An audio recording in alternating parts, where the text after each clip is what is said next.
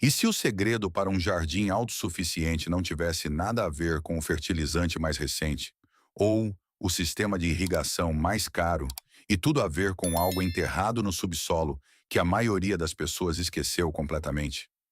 Durante séculos, agricultores na Alemanha e no leste europeu praticaram algo chamado Hügelkultur, ou cultura de colina, e isso produziu alguns dos canteiros de cultivo mais férteis e de baixa manutenção já documentados.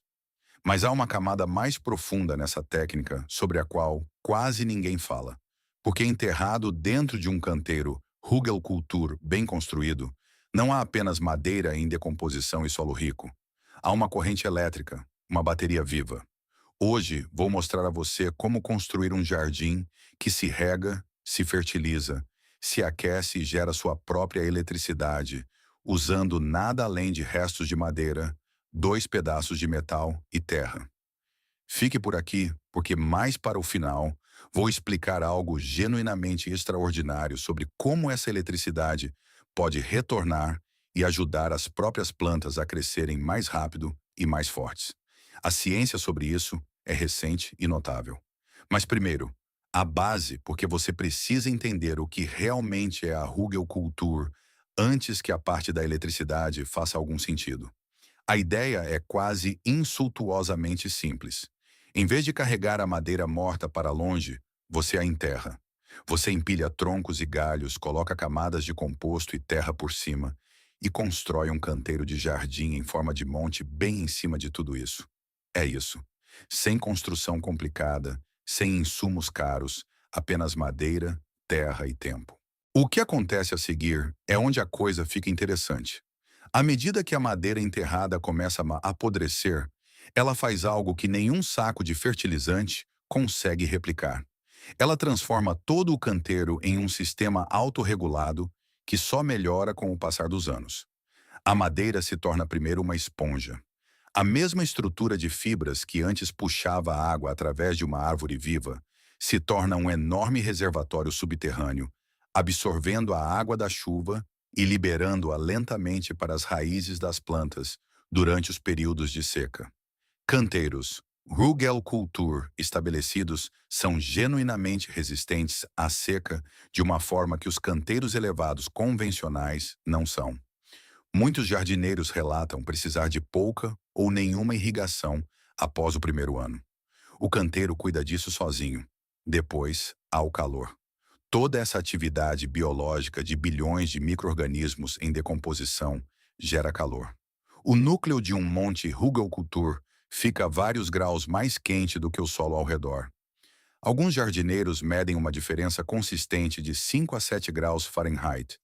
Ele age como uma fornalha subterrânea, dando às plantas uma vantagem inicial na primavera e mantendo-as produtivas até mais tarde no outono, sem nenhuma entrada de energia externa. O sistema está literalmente se aquecendo por dentro, e isso antes de chegarmos à eletricidade. Aqui está o que a maioria dos jardineiros nunca ouviu falar sobre o solo sob um tronco em decomposição. Em 1841, um relojoeiro escocês chamado Alexander Bain enterrou duas placas de metal no solo úmido atrás de sua oficina, uma de cobre e uma de zinco. Conectou-as com um fio acima do solo e mediu aproximadamente 1 volt de corrente elétrica constante. Sem banho de ácido, sem reação química, apenas dois metais diferentes em solo úmido. Ele usou essa corrente para alimentar seus relógios elétricos recém-inventados e a chamou de bateria de terra. As primeiras linhas telegráficas chegaram a ser alimentadas por variações desse princípio. O que Ben havia descoberto é a eletroquímica básica. O solo úmido e rico em minerais atua como um eletrólito natural, o mesmo papel que o ácido sulfúrico desempenha em uma bateria de carro. O zinco, sendo quimicamente mais reativo, libera elétrons que fluem através do fio para o cobre. Uma corrente flui continuamente enquanto o solo permanecer úmido. Simples, durável e gratuito. Ao mesmo tempo, observadores daquela área começaram a notar algo estranho nos campos, onde as placas de cobre e zinco estavam enterradas. As plantações próximas pareciam crescer mais espessas e mais altas do que as dos campos ao redor. Ninguém estudou isso seriamente. A revolução dos fertilizantes industriais chegou e enterrou essas observações junto com as próprias baterias de terra. Mas essas observações apontavam para algo real, e voltaremos a isso em um momento. Veja como realmente construir um desses. Você precisa de troncos velhos e galhos grandes para a camada inferior, gravetos e galhos menores para preencher as lacunas acima deles, uma camada verde rica em nitrogênio, como aparas de grama, restos de cozinha ou composto fresco, e terra vegetal para cobrir tudo. Para o componente elétrico, você precisa de uma chapa de cobre e uma chapa de aço galvanizado. Galvanizado significa que é revestido de zinco, que é o que você quer, e fio de cobre suficiente para ir de cada placa até o topo do canteiro e sair por cima. Comece cavando uma trincheira rasa com cerca de 30 centímetros de profundidade ou simplesmente construa diretamente em solo nivelado. Coloque seus maiores troncos no fundo. Eles são a fonte de combustível de longo prazo no núcleo da sua esponja de retenção de água. Antes de adicionar a próxima camada, coloque suas duas placas de metal, uma de cobre e uma de zinco ou aço galvanizado, em lados opostos do canteiro, bem fundo entre os troncos, a cerca de 1 metro de distância uma da outra. Prenda um pedaço de fio de cobre a cada placa com folga suficiente para que os fios alcancem o topo do monte finalizado e fiquem para fora. Esta é a única regra crítica sobre o metal. As duas placas não devem se tocar em nenhum lugar dentro do canteiro. Se elas se conectarem diretamente, você causará um curto-circuito em todo o sistema. Agora, adicione seus galhos e gravetos menores em cima dos troncos, preenchendo as lacunas. Coloque o material rico em nitrogênio por cima disso. Aparas de grama, restos de cozinha, o que você tiver, e encharque bem com água. Essa camada dá a partida na atividade microbiana. Cubra todo o monte com cerca de 15 centímetros de terra vegetal e alise com um ancinho. O único sinal do que está enterrado lá dentro são 2 fios emergindo do solo em extremidades opostas do canteiro. O que está acontecendo no subsolo assim que esses micróbios começam a trabalhar é uma combinação de 2 princípios científicos operando simultaneamente. O primeiro é a reação galvânica, a mesma que Ben descobriu. Metais diferentes em um eletrólito úmido geram corrente. Esta é uma eletroquímica direta que é compreendida há quase 2 séculos. O segundo é mais recente e mais fascinante. A intensa decomposição no núcleo de um canteiro Hugelkultur cria condições ideais para o que os pesquisadores agora chamam de célula a combustível microbiana. A ciência moderna confirmou que bactérias específicas, sendo Geobacter e Shewanella, as duas mais estudadas, liberam elétrons como um subproduto direto da quebra da matéria orgânica. Estes são, literalmente, organismos geradores de eletricidade. A Geobacter, na verdade, desenvolve filamentos de proteínas condutoras, chamados nanofios, para transferir esses elétrons através do solo.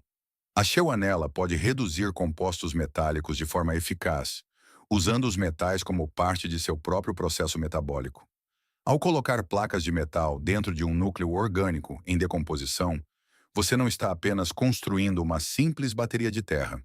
Você está potencialmente acessando um gerador microbiano vivo que se torna mais ativo à medida que o canteiro amadurece.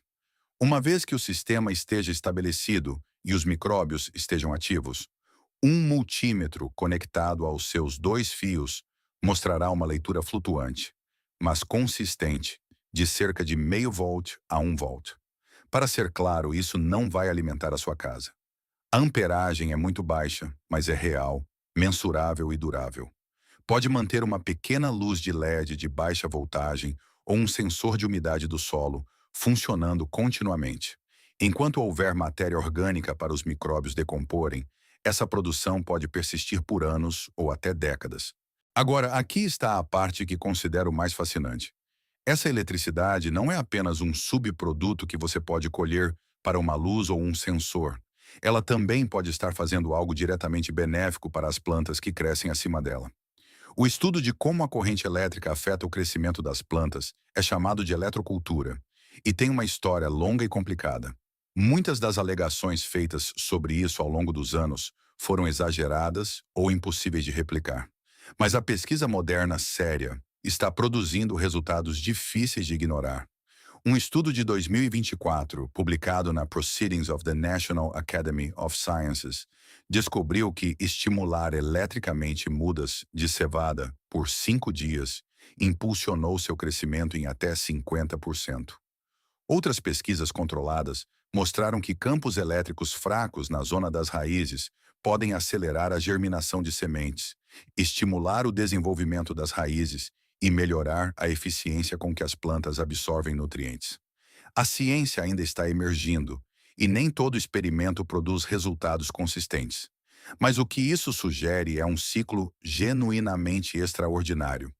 A madeira se decompõe e gera eletricidade. Essa eletricidade estimula a zona das raízes das plantas que crescem acima.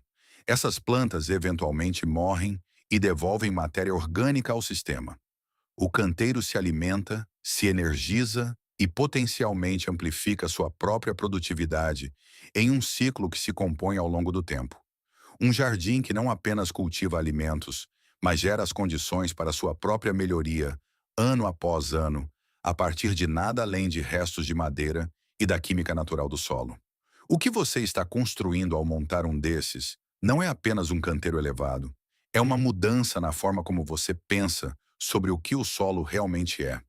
Não uma terra morta que precisa ser alimentada com insumos externos, mas um sistema vivo com sua própria energia, seu próprio gerenciamento de água, seu próprio calor e sua própria produção elétrica. Tudo isso funcionando com base em biologia e física, que são compreendidas há quase 2 séculos e amplamente ignoradas, porque não havia como vender isso em um saco. Os troncos em um bom canteiro Rugelkultur podem permanecer produtivos por 20 anos ou mais. A célula a combustível microbiana em seu núcleo poderia teoricamente durar mais do que isso. As plantas que crescem acima dele recebem o benefício de tudo isso simultaneamente.